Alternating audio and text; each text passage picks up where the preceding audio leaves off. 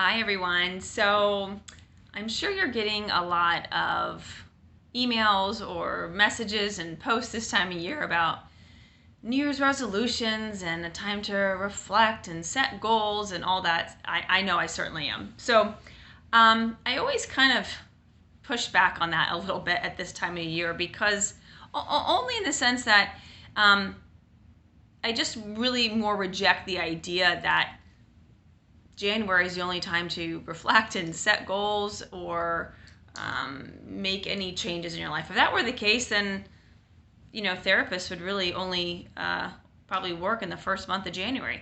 The truth is, you can decide to transform your life, make changes, shifts any time of year.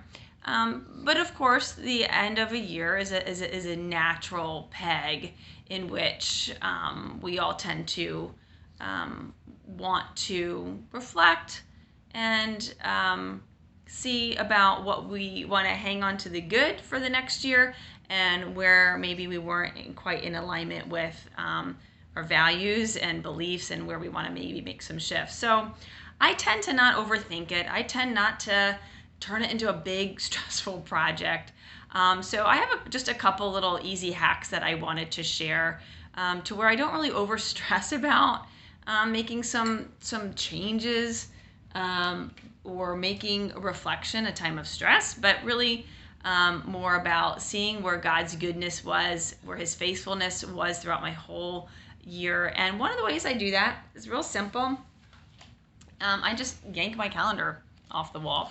Now, I like to have a calendar that doesn't have the tear-off sheets, because I like to kind of go back and I just look at appointments, I look at projects, I look at trips, I look at just whatever was on our calendar.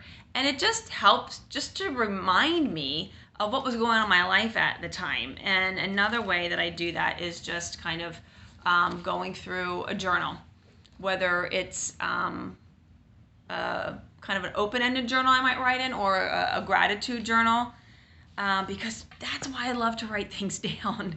That's why I love to keep a gratitude journal, because we forget, don't we? We forget all the things that marked our years and our days, and what we were grateful for, and where we see blessings that we might forget come the end of December. So I kind of like to look back at that and say, oh, I remember I was so stressed about that situation, and look how God ended up using that for good. Or look where I worried so much about that and for nothing, right? Most of the things we worry about don't really come to fruition anyway. So I like to do those two things, and then I just write and reflect in a notebook.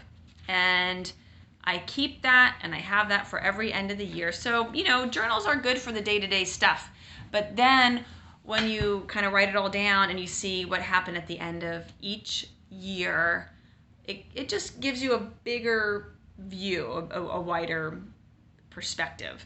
Kind of like when you use that, a wide camera angle lens. So those are just two little things that I do. I'm sure you all have your own ways of doing that. If that's a practice that you haven't done, I invite you to do that. It's a gentle way to be able to gain some insight and reflect upon how you've grown throughout the year, because it's not always the big accomplishments and the big moments that we can give ourselves some acknowledgement.